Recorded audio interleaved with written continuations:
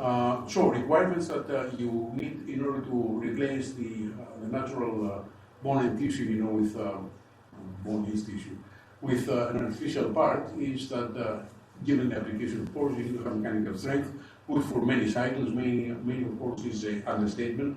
We're talking about like you can imagine. You have to have a good lubricity, so minimize friction and biocompatibility, of course.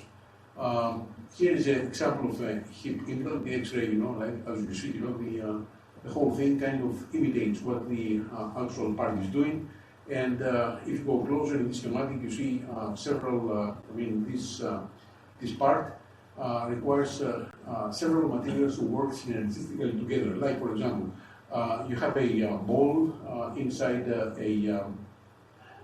cup. The cup has to be fixed on the bone. So you have to use a fixing agent, you have to use a special material for this, special material for this, another fixing agent inside the femoral stem, which is typically metallic, and so on. So that takes us, like to the actual what parts you go there, and you see that you will have the cup. You have something that reduces friction of the ball. This part can be metallic or ceramic. This one is typically polymeric, I would imagine Teflon. I think Teflon. The ball can be ceramic. Silicon carbide silicon nitride has been used for applications of that sort. And the part that goes inside the femur is metallic. Key problems to overcome, of course, a fixation agent to hold the acetabular cap in place.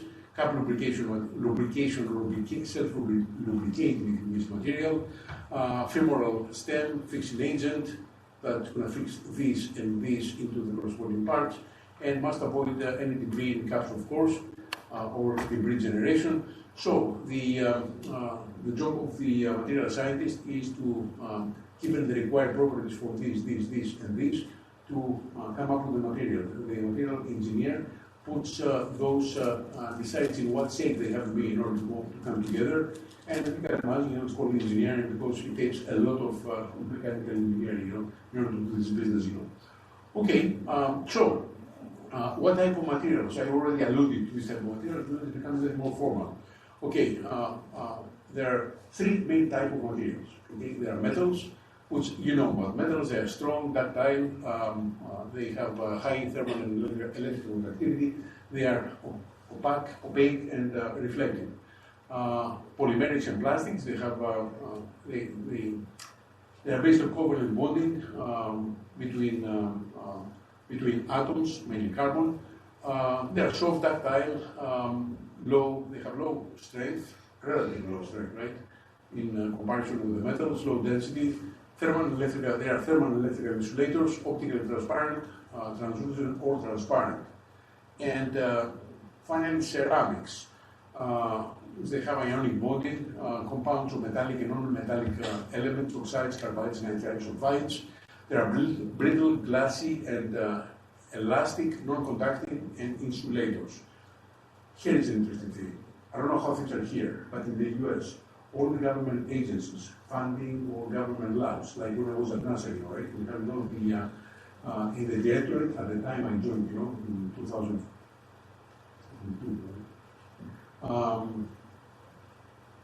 was like, September 21st. The materials, so the directorate had several divisions. They're called, like in the army, divisions, division of the army, so division. So, the materials division had three branches. Had metals, polymers, and ceramic. Actually, had four branches. Metals, it was called metal branch, polymer branch, ceramic branch, and the fourth branch was analysis, chemical analysis. That was servicing everybody else. So we had stuff, like we were doing analysis within the branch, the polymer branch I was, but at the same time, it was, you had the central facility, with bigger equipment and so on, big capital item equipment, right?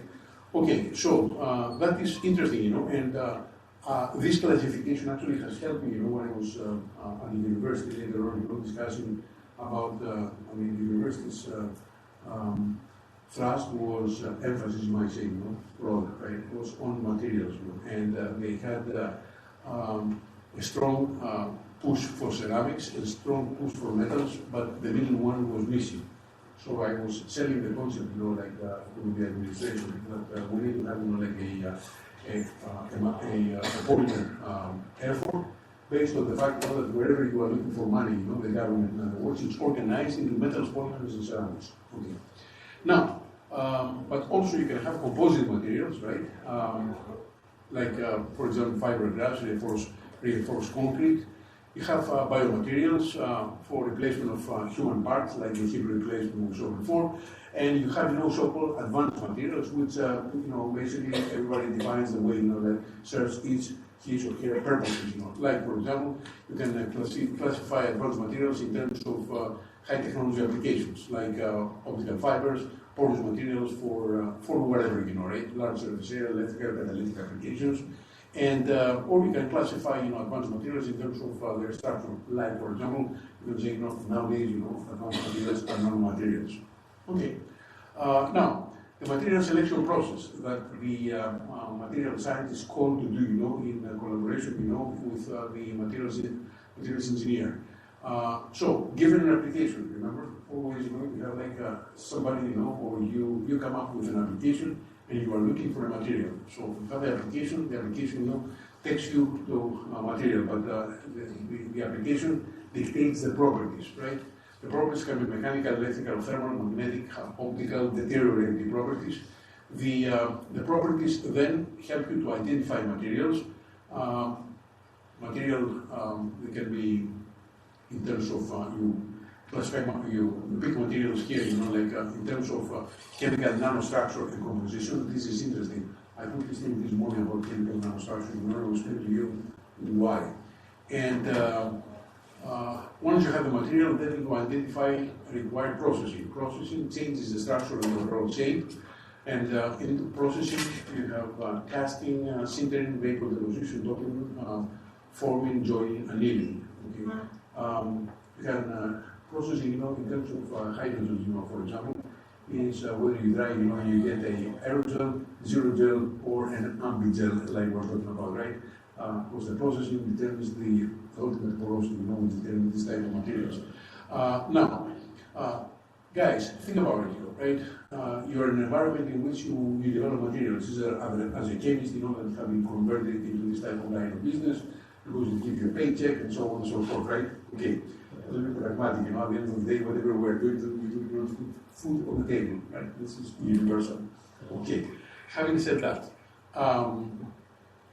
you're going to come up with new things, and you're going to, require you or your employer or whatever, they're going to require patents. So there are two types of patents in this line of business. You cannot patent properties. Just simply, you cannot patent properties. They're considered physical phenomena. You cannot, intangible. Right, it's intangible. You need to something tangible, right? Very good. Thank you. So you go and you look into materials. So you're looking for composition of matter, in other words, and those are strong patents. Because you claim composition of matter, exactly what it says. I claim this. I claim element 127. Composition of matter, all right. And the other one is the processing. When typically, like a typical pattern, it has claims composition of matter, and it has also, like processing claims. The composition of matter claims, they are difficult, to get.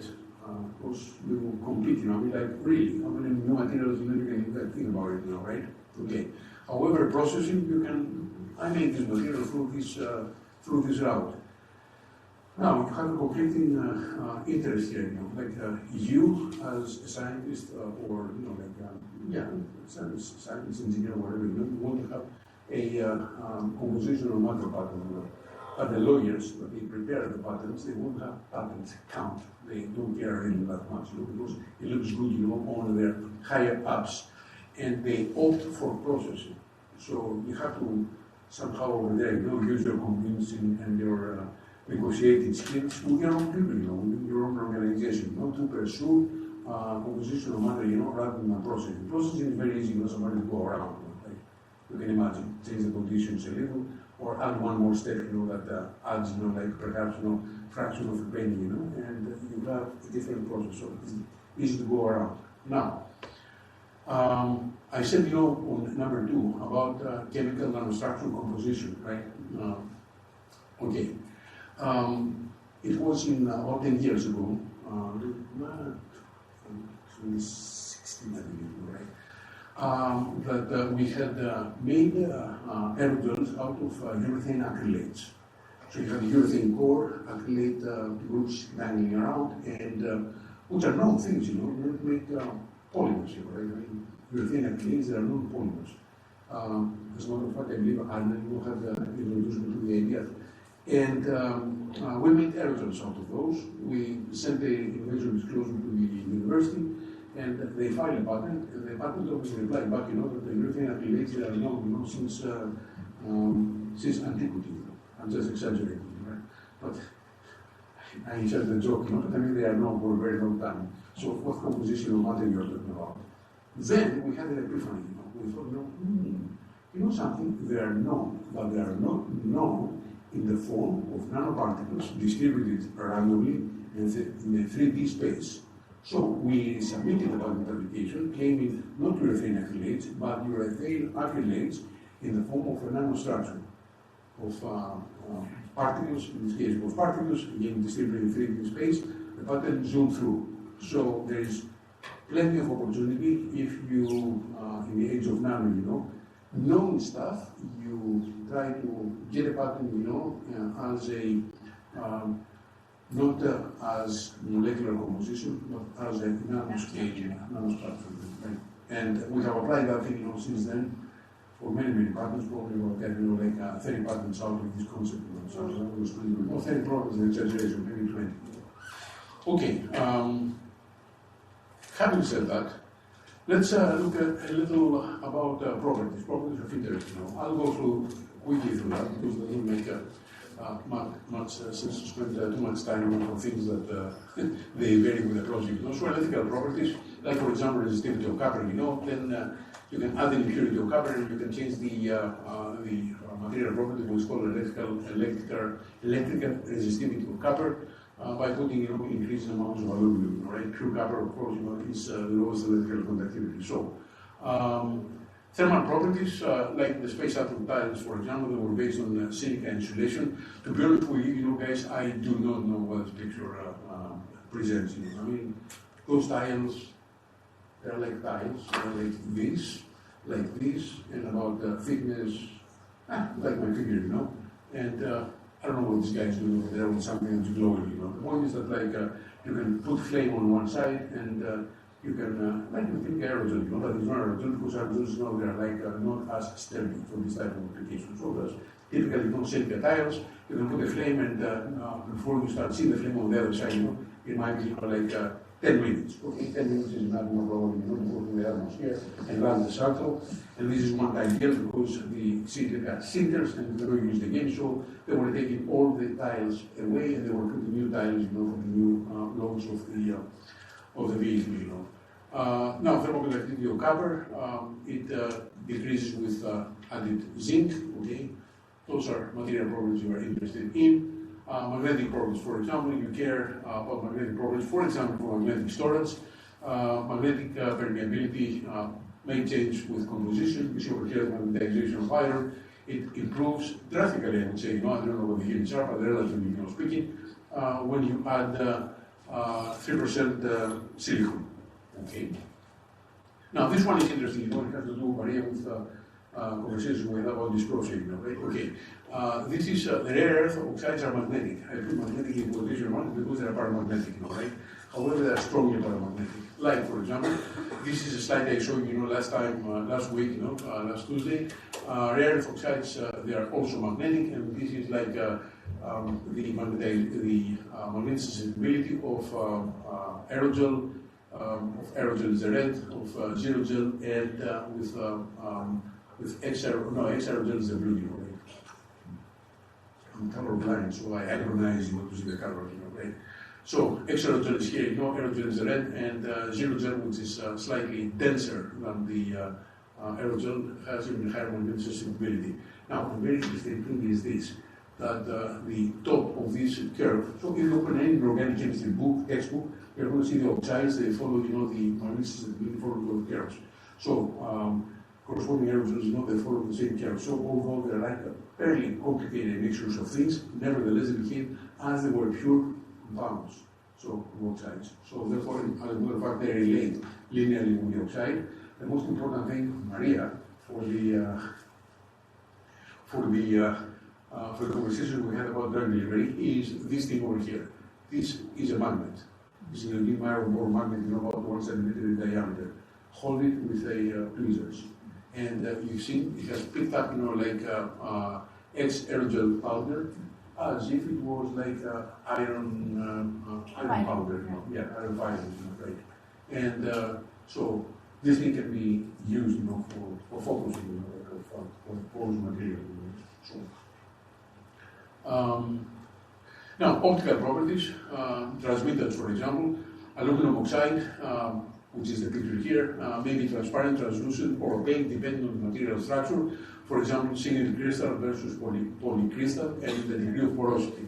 So single crystal is transparent, polycrystal, no porosity is translucent, and polycrystal diffuses the light and appears white.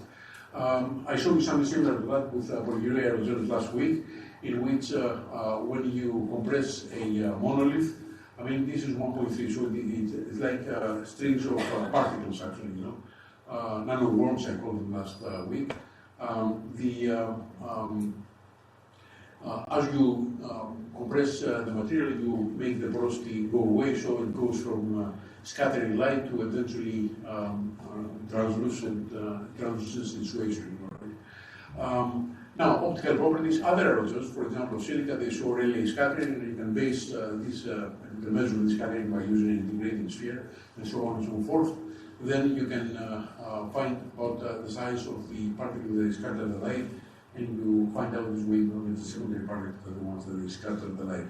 We will talk about secondary particles in a second when we talk about fractal dimensions of cell materials. Now, deteriorative properties, stress and salt water, they cause cracks in metals, cracks of that sort we're talking over here. Now, heat treatment, in other words, processing, slows crack speed in salt water.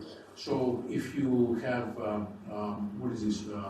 It is steel alloy, as is the crack propagates, with this speed up to 10 minus 8 meters per second. However, if you anneal it at 160 degrees, heat treatment, in other words, then it propagates lower with a slower speed. The crack propagates with slower speed. Now, we just alluded to processing, so it's not only structure and properties, but also the processing that plays a role. You might have heard, that, for example, the hardness of steel depends on how fast you cool it. Here, you can see how the structure changes with the cooling rate. Cooling rate of 1,000 degrees per second, how the heck do you do that, right? Well, once I saw, like when I was at the tender age of being an intern, within my second and third year, I saw this guy open this furnace, takes out, this with long tongues, this piece of thing that was glowing red and white, whatever, and he throws it in a bucket of water and goes like a lot of bubbles and stuff, and that guy was with me, says, he's doing quenching, so, okay, this is it, changes the structure a lot, and changes the hardness a lot, by doing fast cooling. So processing is important. Now, overall, the material science is called to understand the relationship or the relation between properties, structure, and processing, recognize new design opportunities offered by material selection, and choose or invent, in other words, the right material for the job. Now, first of all, this whole thing starts from understanding the relationship between property, structure, and processing, right? That takes us into materials characterization methods. So, as an organic chemist, I had to grow out of running IR and MR, and maybe GC, and that was about it. I believe Thor or other things, that will give you a taste, like in a second, Now, when you talk about materials characterization methods, to demonstrate them is, for reasons I will explain shortly, good to do that through nanomaterials, and especially through 3D nanomaterials, like, for example, aerogels. And you're going to ask, obviously, why? Is it because you are doing aerosols and you try to tell us aerosols is like the beginning and the end of the world? Okay, no, it's more fundamental reason than that. Okay, and the reason is this. As we saw last week, I showed you this slide. I have recast the slide differently. Nanomaterials that can be zero-dimensional, like nanoparticles, one-dimensional, like nanotubes, nanowires, nanorods, two-dimensional, atom arrays, atomically thin sheets, and they can be three-dimensional. For example, nanoceramics. Nanoceramics, they are nanostructured, but they are bulk materials. They are nanostructured, but they don't have what the aerosols have, which is they are nanostructured, they are bulk, they are nanostructured, and they are also nanoporous. So when you are called to characterize an aerosol, you have to characterize it as a bulk material to begin with. So everything that you have to use for bulk material, you can use it over here. For mechanical testing, whatever you can imagine, all right? And you have to also characterize the nanostructure, which you can find in other things, but at the same time with nanostructure, you have also porosity.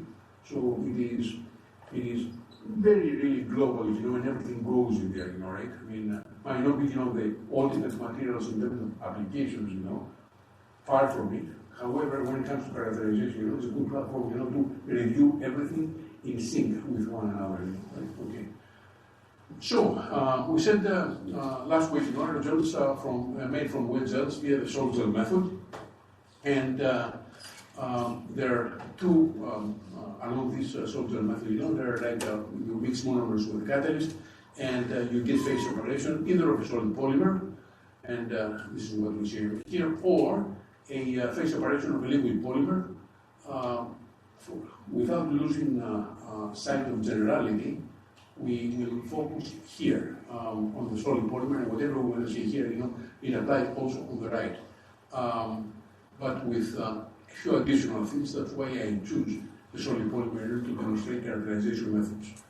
Okay, focusing now, as I said, on phase separation of solid particles, you start with two reagents. For example, the salt gel method.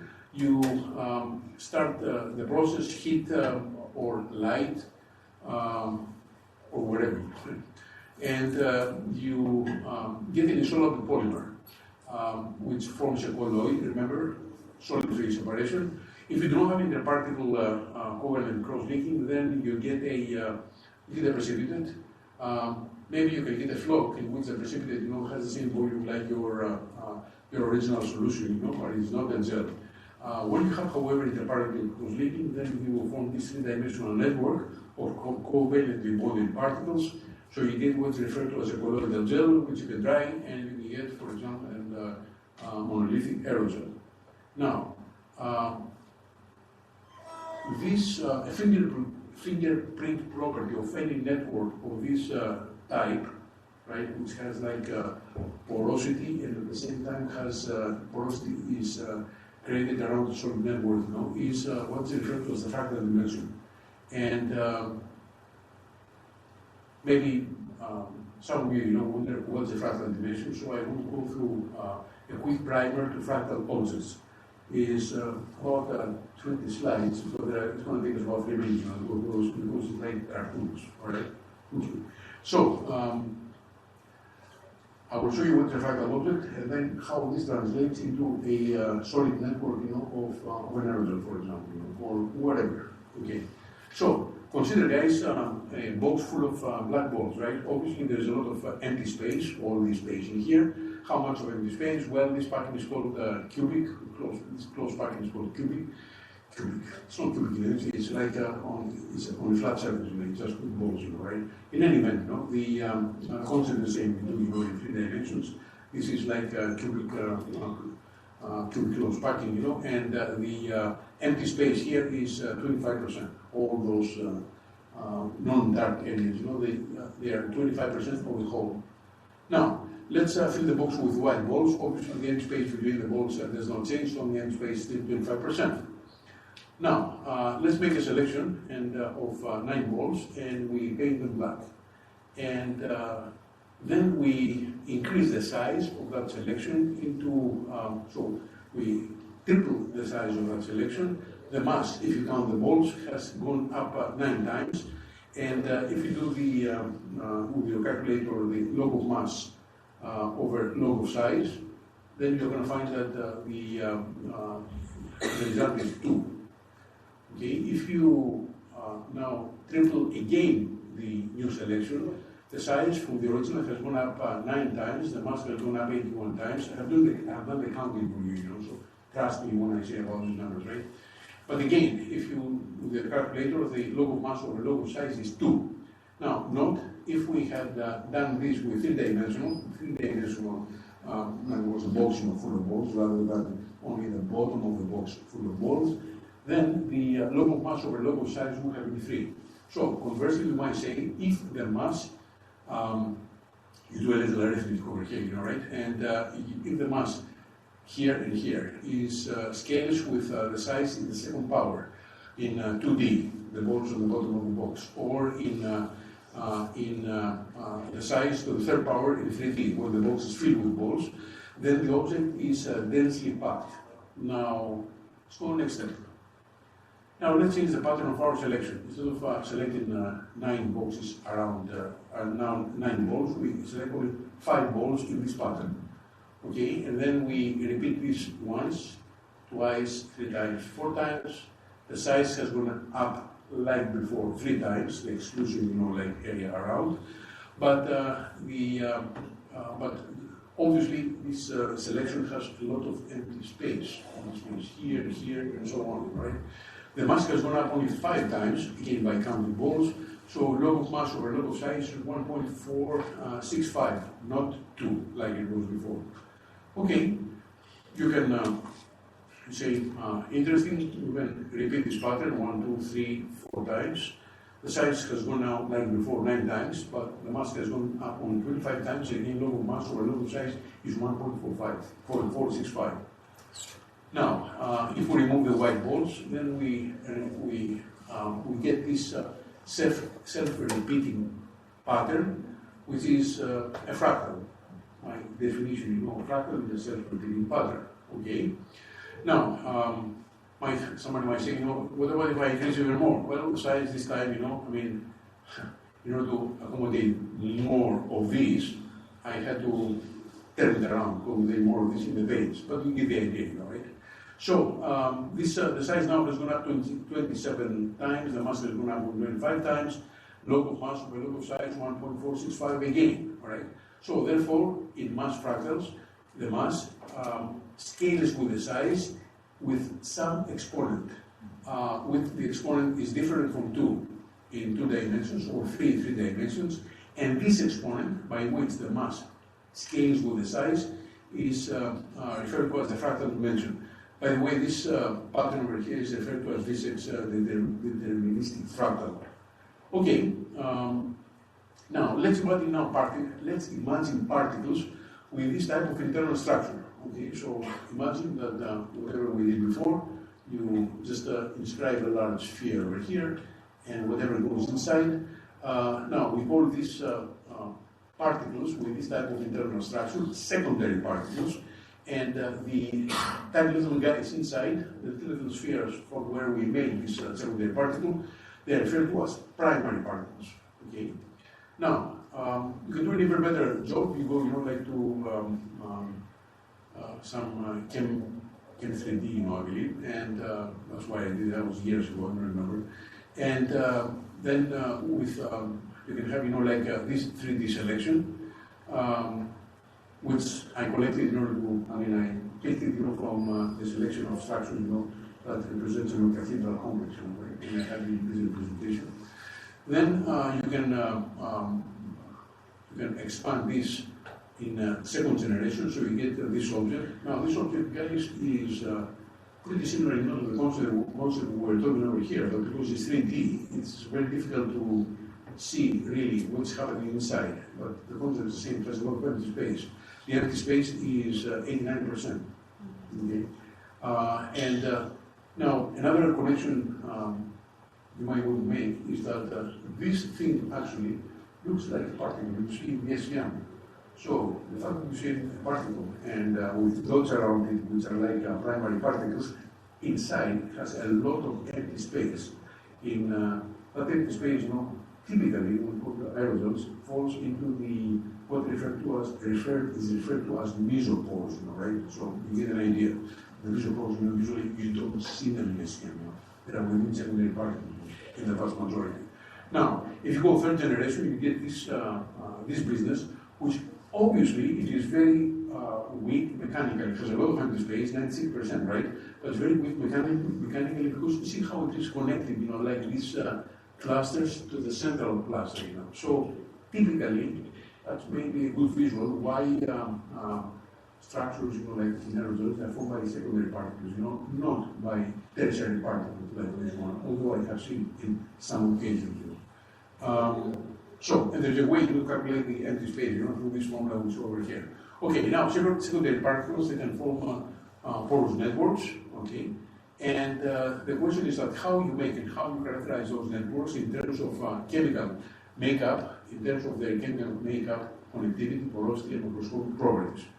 So, characterization methods along the aerosol synthesis. Aerosol. Forget the word aerosol, we're talking about like an nanoporous, nanoporous network, all right, through the salt gel method. Okay, salt gel, it's very broad because you have to characterize not the final object, but also how you get there. So, the salt gel transition typically is being studied by rheology, light scattering, SATs, SANS, and liquid NMR. And mainly by rheology and liquid NMR, although those are, well within their own. Now, the gel can be characterized by dynamic mechanical analysis or by small language scattering, and the final dry object. Then there are like two things that you have to do. Remember when I said, we pick this as our example because you have skeletal framework and a porous structure.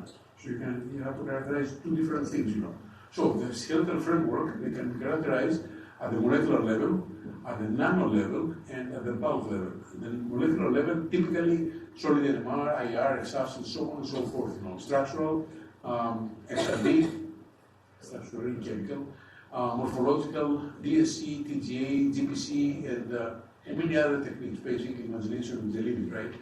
In the terms of nanoparticles, you do mechanical testing.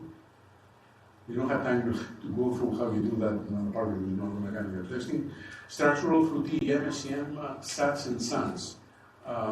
The skeletal framework at the nanoscale level encompasses the fractal dimension, right? So it's how much empty space you have inside the secondary particles, which you cannot see, and so on. So SATs is a very, very useful tool in this business. SANS is also good, but you have to have access to a lab that they have neutron beams, right?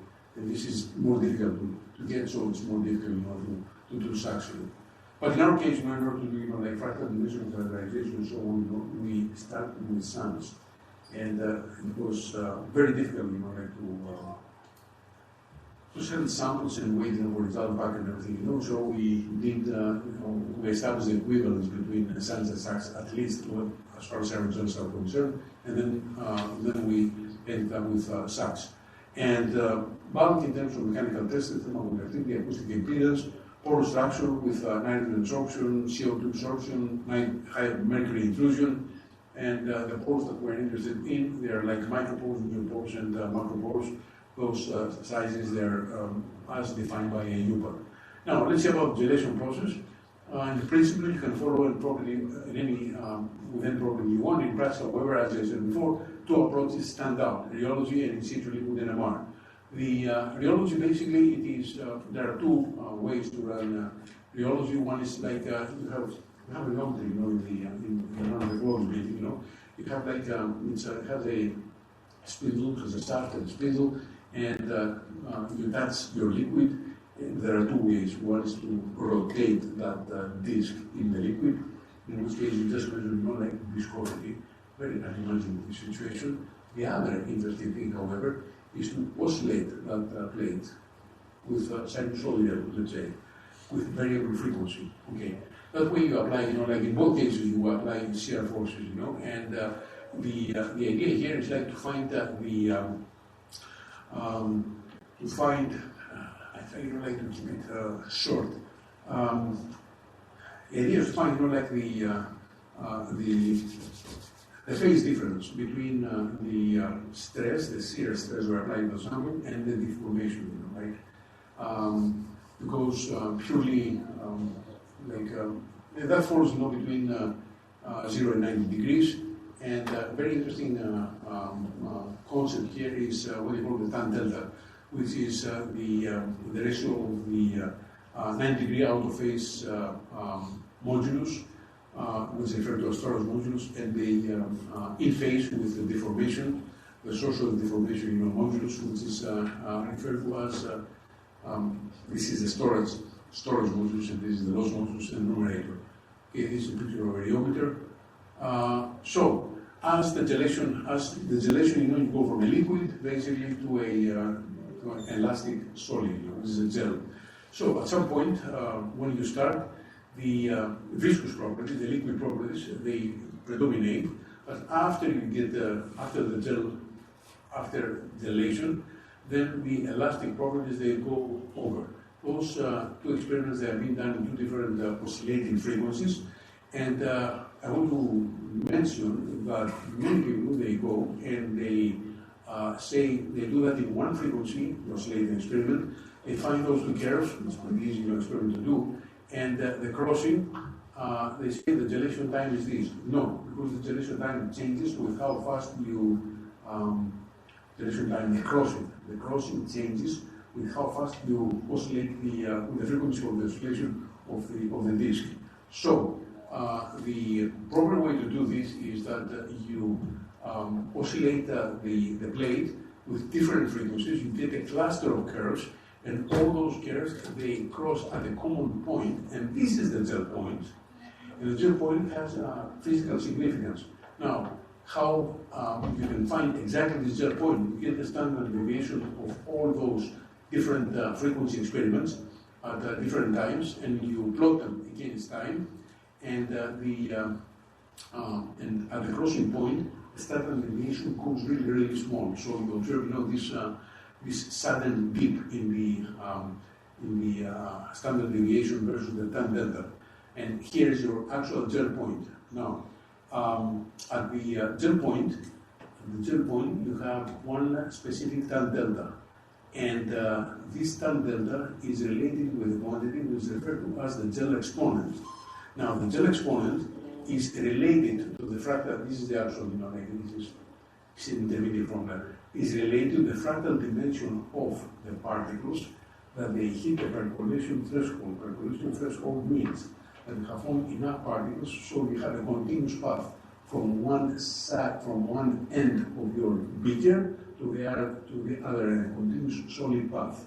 Okay, this is formed by particles. Particles, they go together. These particles, they have internal structure. Okay, the fractal dimension, which is the fingerprint property of those particles, is being given by this experiment and this formula. Now, when you dry the final object, you can find by using small angular X-ray scattering, or shortly, the fractal dimension of the solid network, and at different scales. So the fractal dimension you find over here with the type of fractal dimension of the particle you find from such, you match those two fields and you say, I form my gelation, with secondary particles, happening with secondary particles, or with tertiary particles, or sometimes with primary particles, if the particles are large, they don't form, like fractal objects, just like one thing. Okay. Now, liquid NMR, this is congelation of thymos with this molecule that can bind on thymos, and you can see, in the thymos goes away after times go by. However, the signal from the CSI NAD stays there, which you interpret right away. Oh, okay. When I cold gel those two things, this system gels first, and then this thing goes and attaches itself on the surface of the thymos-derived particles. Now, let's talk briefly about bulk material properties. You talk about mechanical properties, thermoconductivity, acoustic impedance. The mechanical properties, well, you can have several types of deformation of the materials. You have compression, tension, bending, torsion, and shear. The primary, the bending and shear, they are like, they are derived, the torsion, the bending and shear, they are like, the compression, tension, and shear, they are like primary deformations. The bending and torsion, they are a combination of the others, of the other three. Typically, quick testing is, it involves compression. Just have the object, you know, it's a compression. You don't have to grip it, to grab it, you know, between two grips, you know, and so on. You know. So it is pretty straightforward, you know, the compression, quick, it gives you a lot of information. Typical nanopores, solid like an aerosol, you know, it gives you a short elastic region, then you get plastic deformation, and then you get inelastic hardening where the material is absorbed within its own porosity, you know, and eventually you get those transparent things at the very end, okay? Doing mechanical testing and tension, it is a little trickier because you have to make what is referred to as a dog bone. You have to grab it in a way so that you don't destroy the material and still strong enough, you know, that it can, it will not slip away from the grips, you know. So it's a little more intricate experiment, you know, more elaborate. But you know, like depending on the nanostructure, you have different stress strain curves, different area underneath the curves, meaning the material, you know, have different toughness and so on. Now, let's talk a little about thermoconductivity. This is the ability of the material to conduct heat, and it is.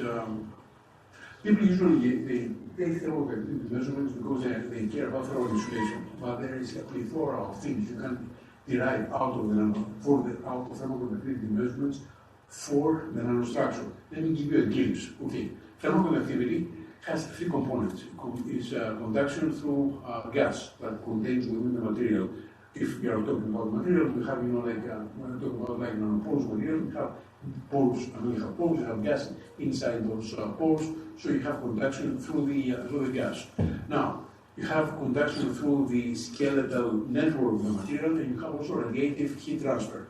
Usually means 99.999, call it 100%, you know. You don't care about the radiative heat transfer, you know, and try to minimize it because it's not easy to analyze.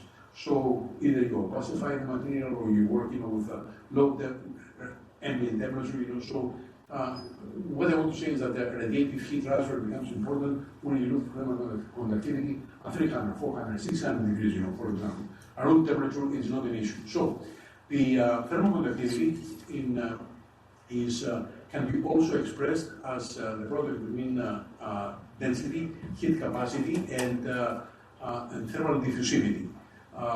So there is instrumentation like the laser flash method that you measure the thermal diffusivity, and then using the DSC you find these, you know, the density of your material, so you calculate the thermal conductivity. However, there are other methods like the setup I showed you last week, where it's referred to the hot plate method. Back then we set up, you know, our own thing in order to do it by using these standards for calibration. Now, this material is, this method is a relative method. I mean, you have to have a standard. This method is an absolute method, you know, okay, measuring thermal diffusivity.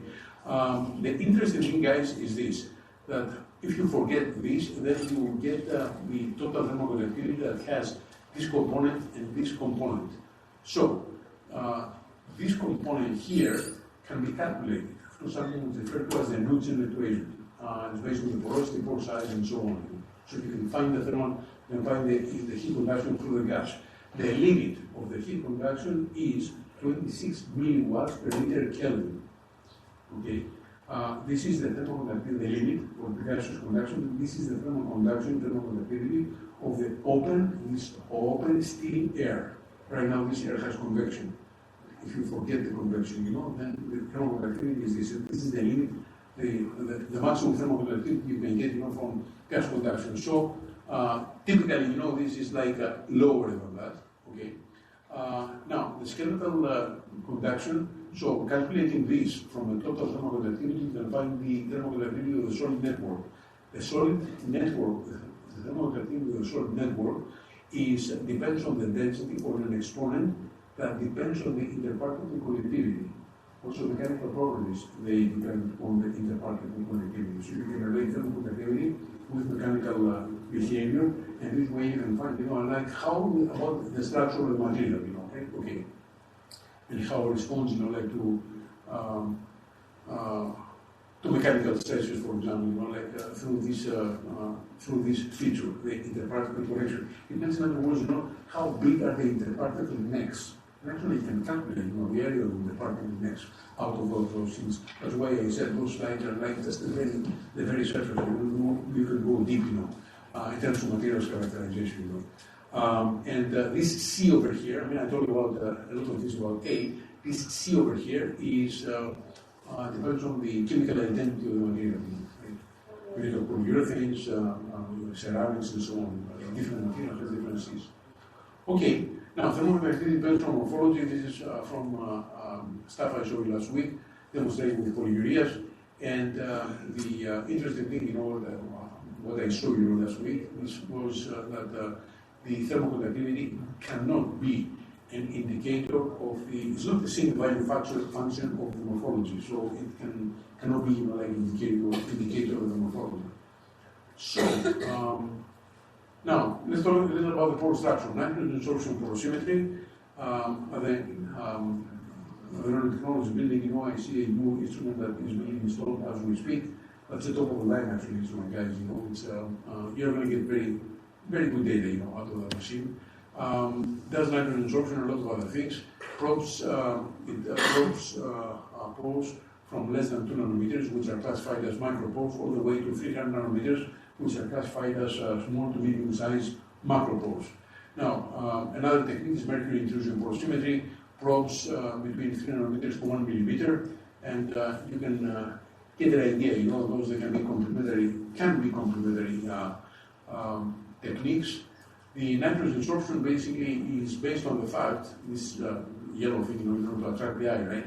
At 77K, so you cool the sample at 77K, and then you fill your sample compartment with nitrogen, and you find out, you find the isotherms. In other words, how much nitrogen is being uptaken by the material in terms of the partial pressure of the nitrogen in the backfilling of the sample tube. And the operating principle is that at 77 Kelvin, liquid nitrogen temperature, in other words, in small pores, nitrogen gas condenses to liquids at less than 1 atmosphere. And depending on the type of the pore structure that you have, you get isotherms of that sort. Typically, people, when they see a loop, or even a suspicion of a loop, they say, I have a mesoporous material. And then the instrument splits out onto a pore size distribution.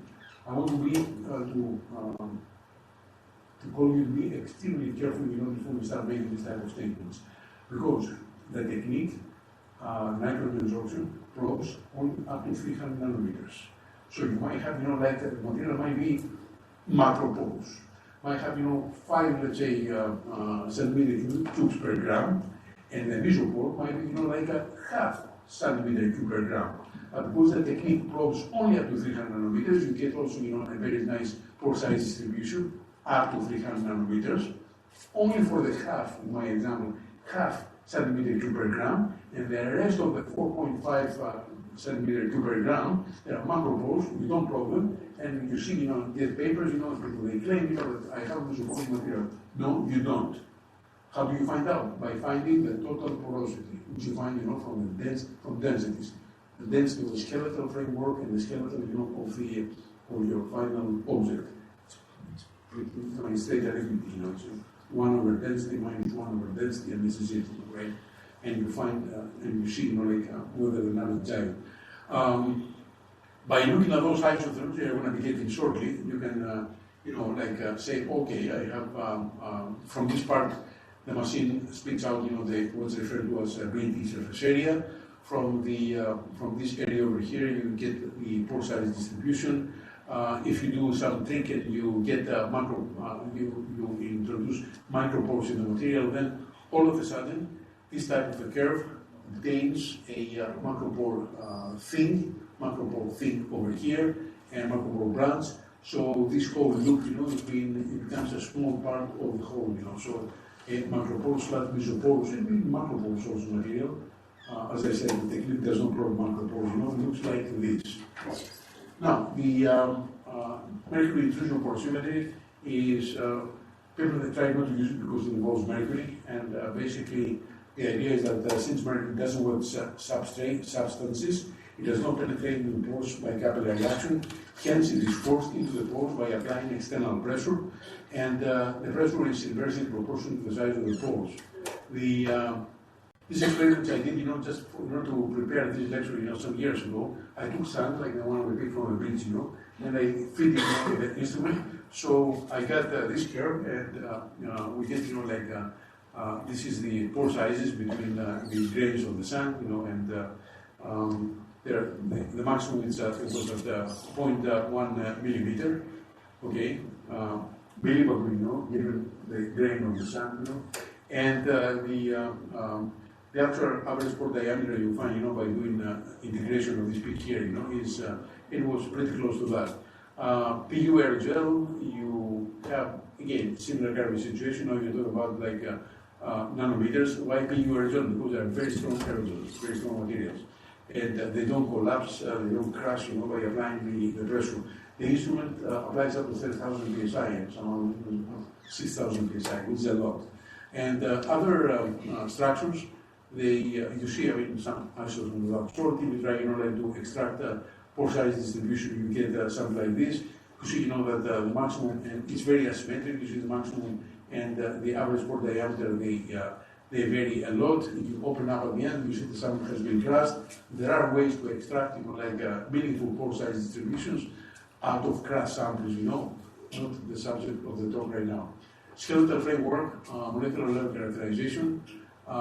We have adaptive polymer characterization method here, solid state NMR, jet permeation chromatography, DSC, dynamic mechanical analysis, XRD, to establish crystallinity, and also macroscopic characterization through compression, establishing the particle connectivity. Because we're running really out of time, I'm going to also like a few minutes for questions. We'll go very quickly through that.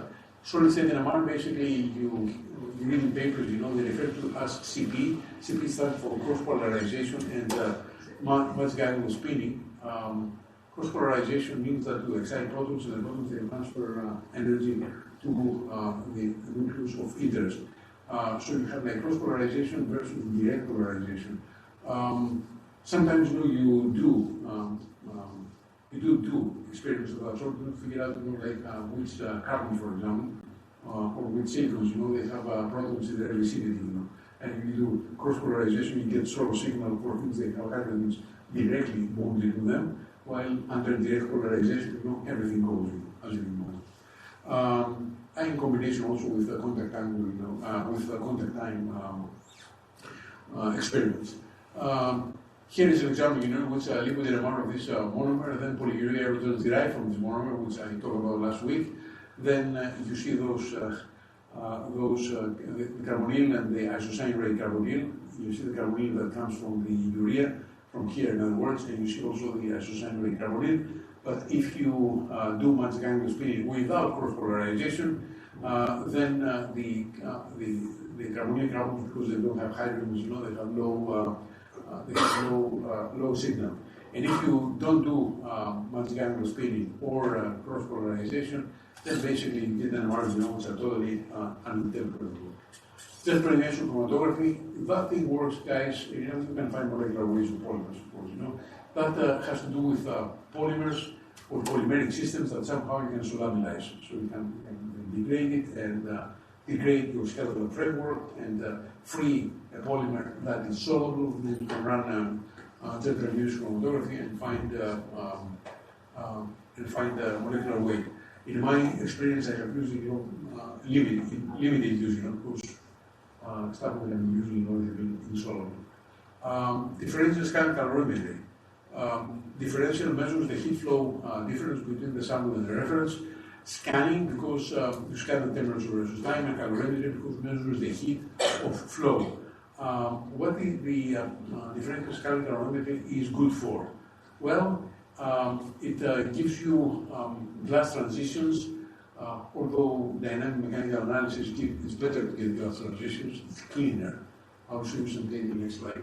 Melting and boiling points, crystallization time and temperature, percent crystallinity, heat of fusion reactions, specific heat, oxidative thermal stability. This is, I have seen, pretty useful actually.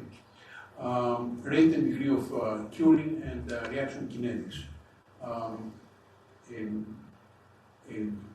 The DSC trace looks like this, and it's interpreted, according to what says over there. Again, this is not the DSC lesson. Dynamic mechanical analysis. Now, this is interesting. Dynamic mechanical analysis is a method conceptually similar to oscillation mode rheology. In rheology, as I said, we have like a liquid, and we have a plate, and we oscillate the plate inside the liquid, and we're looking at in-phase and out-of-phase components of the stress with the strain. Here, we have a solid object we put between two plates, and we oscillate in compression mode, or we can read it and oscillate like in the tension mode.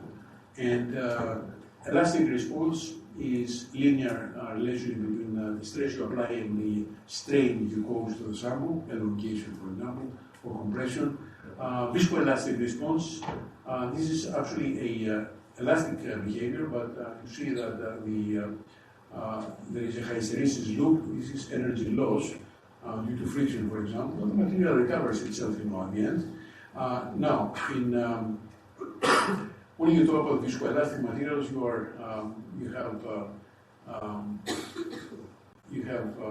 you analyze the difference between the stress and the strain, and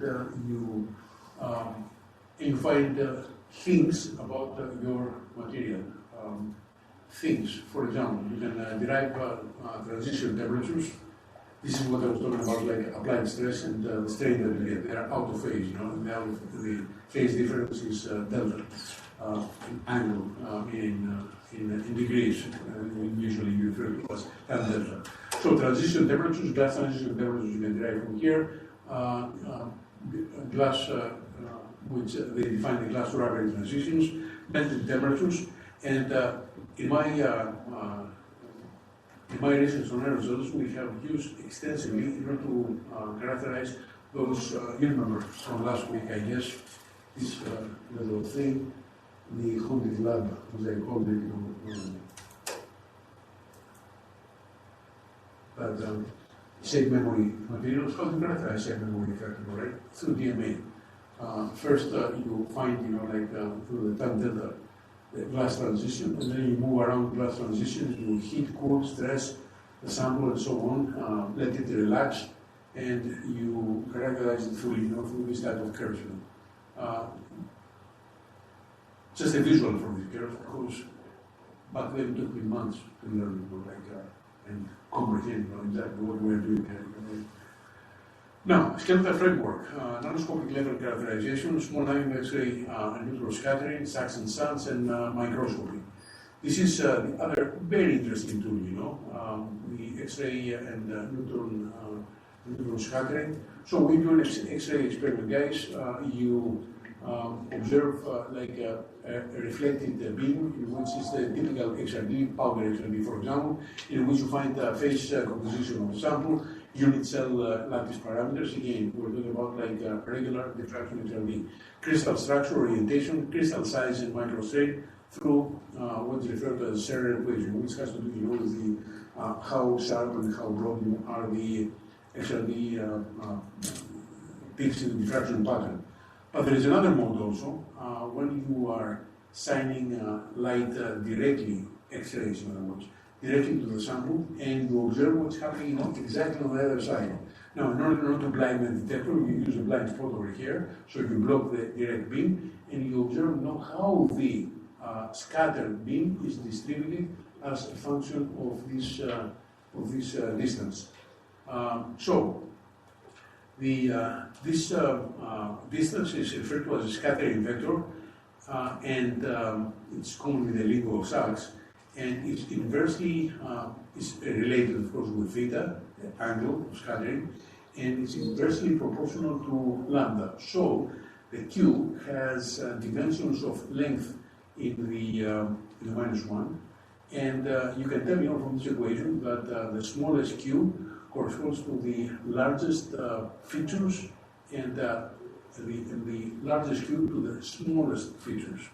Okay, the equation, you see this for the first time, you go like, what the heck is going on over here, right? I mean, like, sure. What I want to tell you is that the important thing, and I highlighted red, is this exponent here. So you fit the intensity as a function of Q of the the intensity as a function of Q of the scattered X-rays, and by fitting to this equation, the computer is doing that, you extract the fractal dimension of your network. Typical data, guys, they look like this. You have a curve like that, and how do you start doing things? First of all, as I said before, large Q in this area here is corresponds to smaller dimensions. So features in this region you don't see under regular small angle X-ray scattering, regular Sachs, and this region is what is probed with PDF, square distribution functions, in which you find, like in amorphous materials, what is the next neighbor atom. So you can find in this region there, like you have an amorphous material, that you have silicon bonding with oxygen, bonding with another silicon, and so on. Okay. That's how people they found the structure of the amorphous silica, for example, right? Not with X-rays, but with neutral diffraction, which is the same thing. Okay, it's not the same thing, gives you the same information. So when you have a intensity versus Q curve of this sort, you look for a linear range that has a slope of -4. If you start from there, so slope -4 means that, I have things. I mean, my scattering happened from primary particles. Then, as you go up, you observe, like this curvature. This curvature in region 2 has two tangents, let's say. The tangent with a slope of -4, and another tangent in this also linear region. So there is a circle or a certain radius that can have those two lines as tangents simultaneously.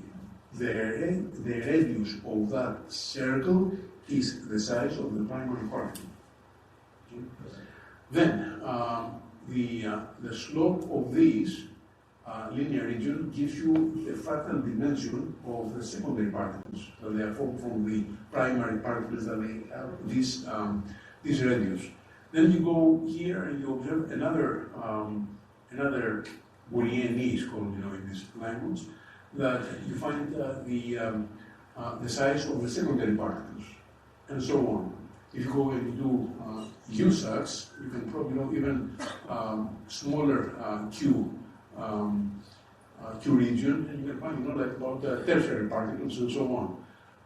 Is there anything else I want to mention over here? Yes.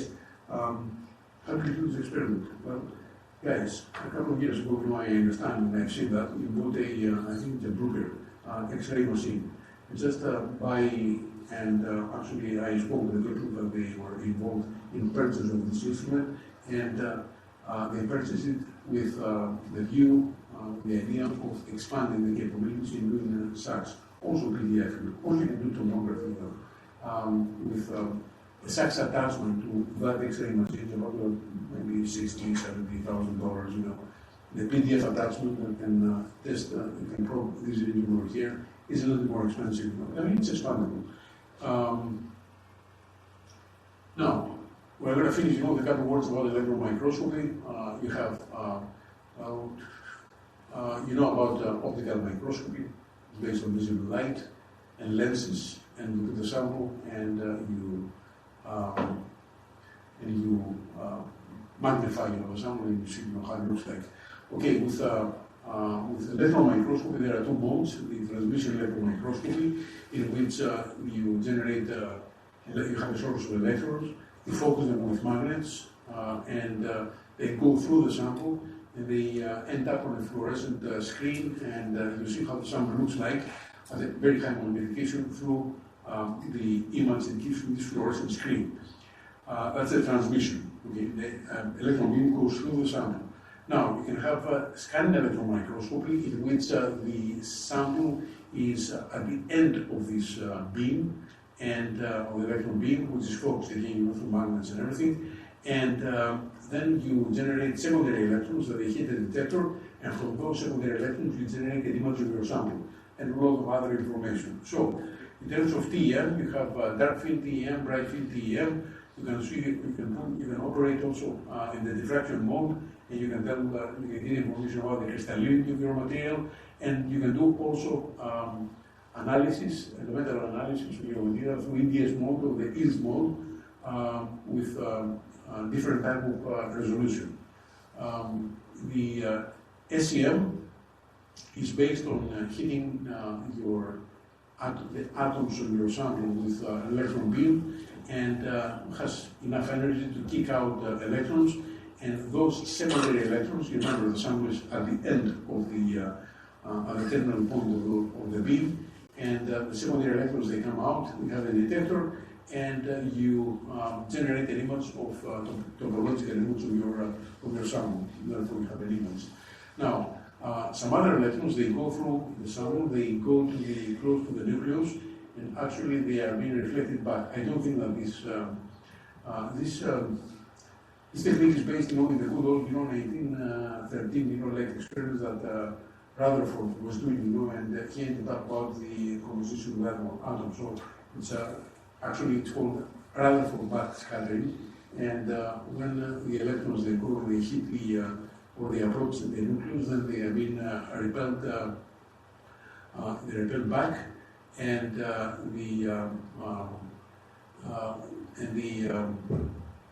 why they repel back, I don't know. And you end up with chemical composition, information about the chemical composition of your sample. Now, when you kick out these secondary electrons that generate the SEM image, then you generate a gap in some internal cell, and electrons, they can fall down. The difference here in energy is in the X-ray region. You use these X-rays to do elemental analysis.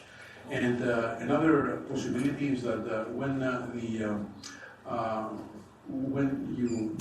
these electrons, they go down, the energy is not being released as X-rays, but part of this energy, it kicks out the valence shell electrons, which are being, again, characteristic of the kinetic energy of those electrons, is characteristic of this energy gap. So you get, again, elemental analysis, but this is a bulk technique, goes down 3 microns inside the sample, while this is like surface analysis technique, pretty similar to XPS, for instance. Typical SEM images from top class week and EDS that allows you to see elemental composition, the fission that you see in the SEM. In summary, material science is an application-driven field of knowledge that broadens the scope and widens the horizon of more fundamental endeavors like chemistry. As I said, my point of view is chemistry. I came from chemistry, so I see things, through there. The nanoparticles and structural materials combine solid and void networks, the study of which comprises a challenge that requires combination of information from a wide range of characterization techniques. And I hope I made the case that they make a good case for demonstrating the characterization methods that they are employed in the characterization of materials in general.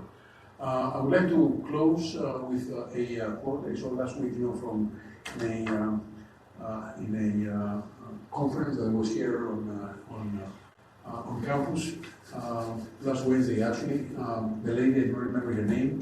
Dr. Sumaya. Yes. Dr. Sumaya. The police surgeon, right, of the province of Sindh, right?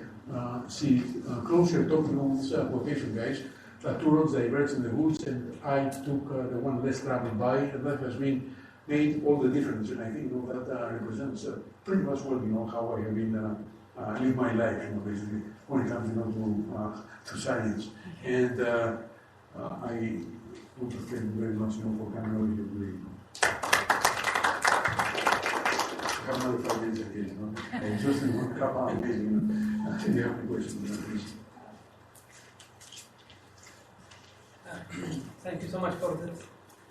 MashaAllah, a lot of information here and modern technique you have presented there. I have one question, but based on the porosity that you explained using the technique of mercury intuition. Can you back to this slide?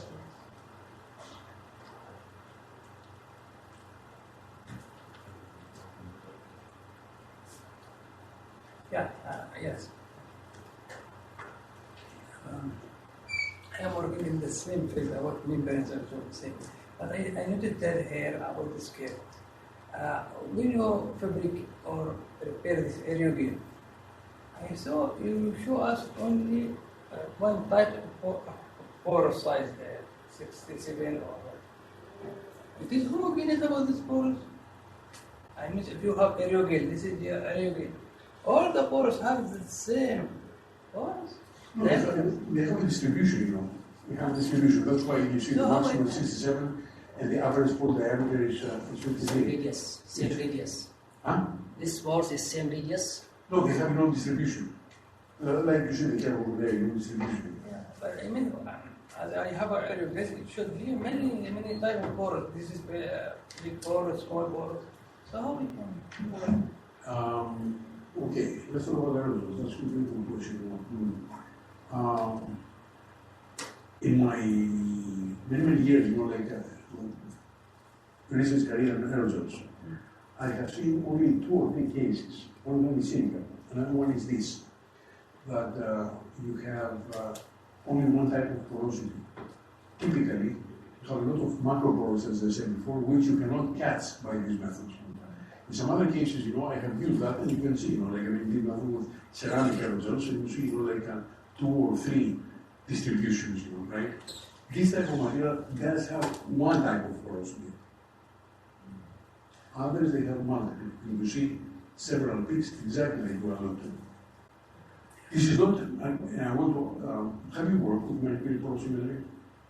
Have you worked with mercury porosity? I am working on membrane, so when I put this membrane under the microscope, I see pores. There is small pores, big pores, and you show us also the same many pores there. You have not tried with You have not tried with mercury porosity. I have not shown this material. Actually, I did last week. It looks like silica. And silica, see the criteria in order to decide how many types of pores you have is you do nitrogen absorption. And you find, average pore diameter is something similar to this. Okay. Then the next question is that, do I catch all the pores? So you find the average pore size from the pore volume, the pore size based on the pore volume from bulk and skeletal density.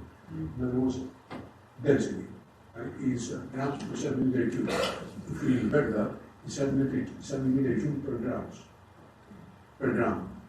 If you subtract from that, from the bulk density, the bulk volume, the skeletal volume, take skeletal density, 1 over, so you subtract the volume occupied by the skeletal network.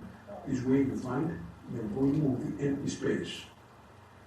And if the volume that you find from nitrogen absorption and that volume are the same, that means that the material is strictly isoporous.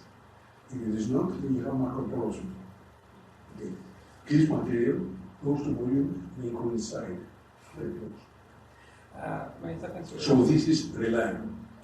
If it is not like this, then you have other problems before you start worrying about multiple pores.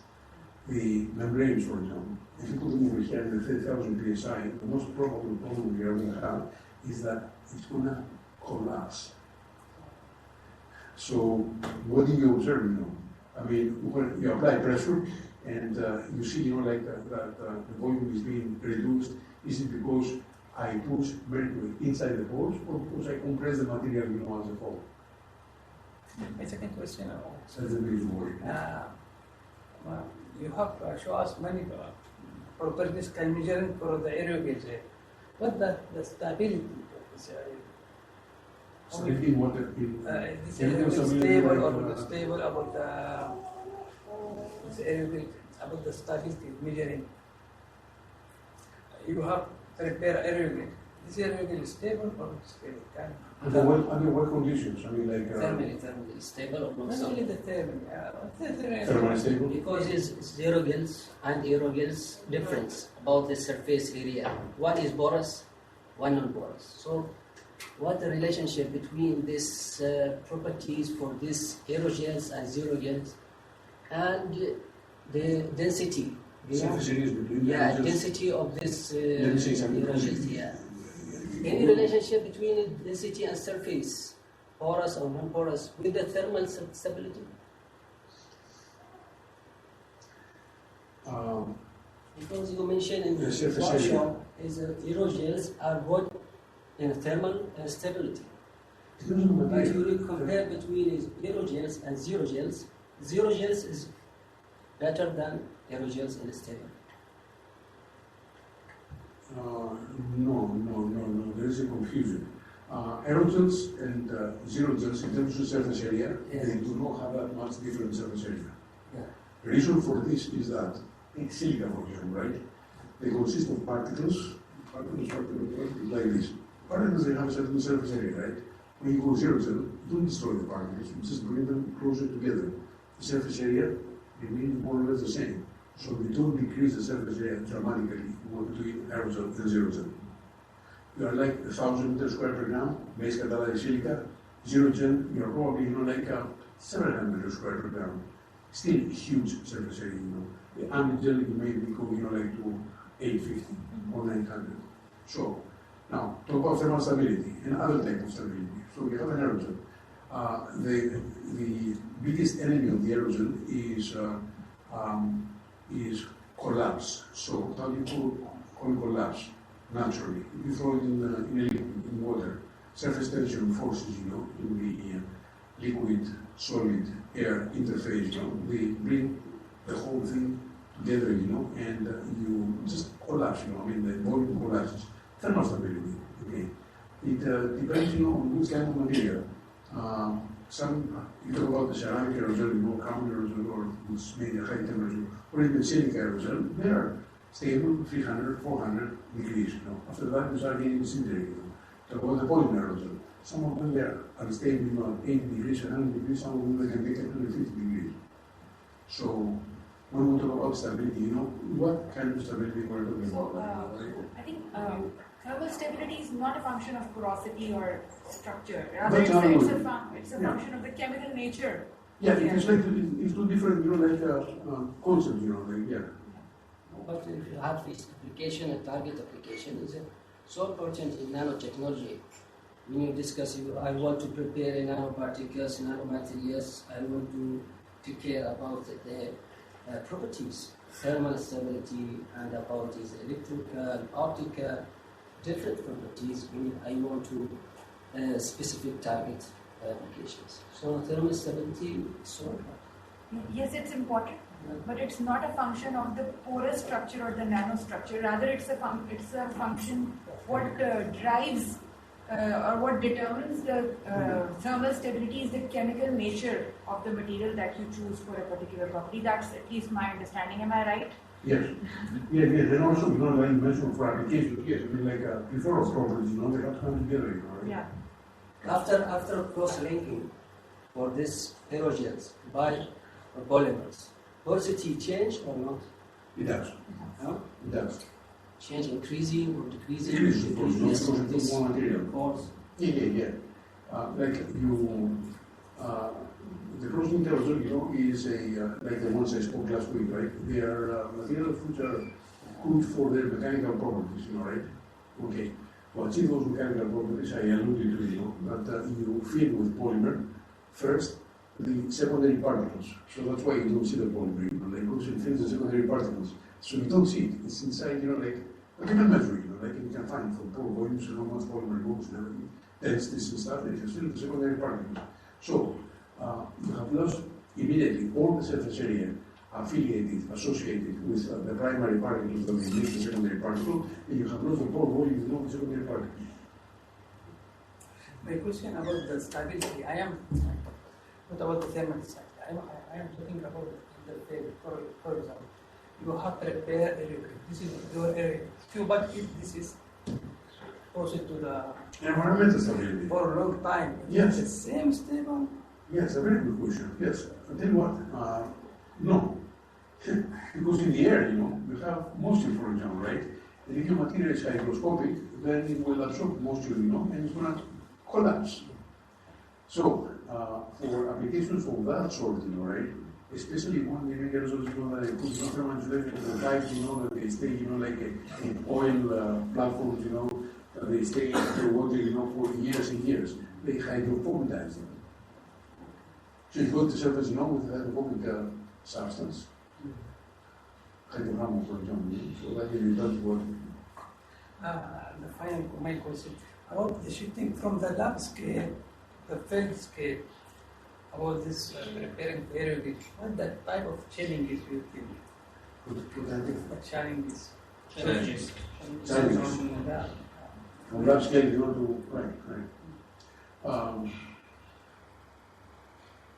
You have used bigger vessels for material, right? Have the air, with bigger amounts of solvent. In a lab, you are using a supercritical dryer that's 0.1 liter, 1 liter, maybe 4 liters, but you go, like the pilot scale, you go 60 liters, 120 liters. So now it become that big. And we use cranes to open and close and stuff like that. You need dedicated people to open it, If you want to go to production, then yeah, production. Factory, for example. Yeah, factory. You have 2,000 liter, like vessels. Then you build the factory around this. In Aspen, for example, the factory has like 36 dryers. They're about 1,000 liters each, and they're like huge, big, stainless steel vessels, So you enter into a space, and they're like these machines, I mean this silos, I say, the one next to the other. It takes a certain amount of investment, of course. Can we get a copy of these slides? Huh? Can we get a copy? Yes, of course. Thank you so much. And I was just wondering, what is the difference between the data obtained from, say, BET porosity analysis and this mercury what do we call it? Yes, mercury porosity. In principle, for 3 micron, 3 nanometers and above, it should be the same. The problem, however, you have is that they collapse. In mercury intrusion. Yeah, you put the silica aerosol, for example, right? There's no worry very well with silica aerosol because when you finish with the experiment, you open, you take out, and you start with a monolith, let's say, like this, and then it has kept exactly the same shape what to put in, but like the half the size. It's like a jewel. Yeah. Still, there's a way, to extract data out of this, by which people they have worked out the math, you can, based on the end compressed, the size of end compressed thing, they can find what was the porosity, and pore sizes and everything you had while you were compressing, but more elaborate. And besides the technique, that if you spill mercury, then you close the lab, because you don't want to mercury. Yeah.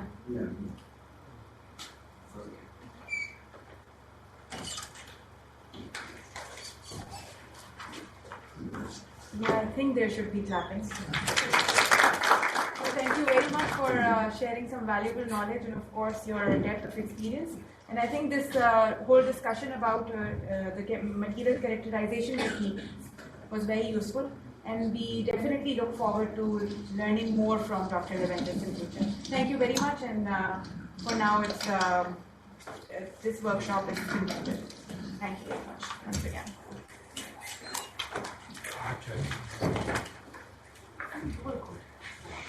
Your meeting has ended.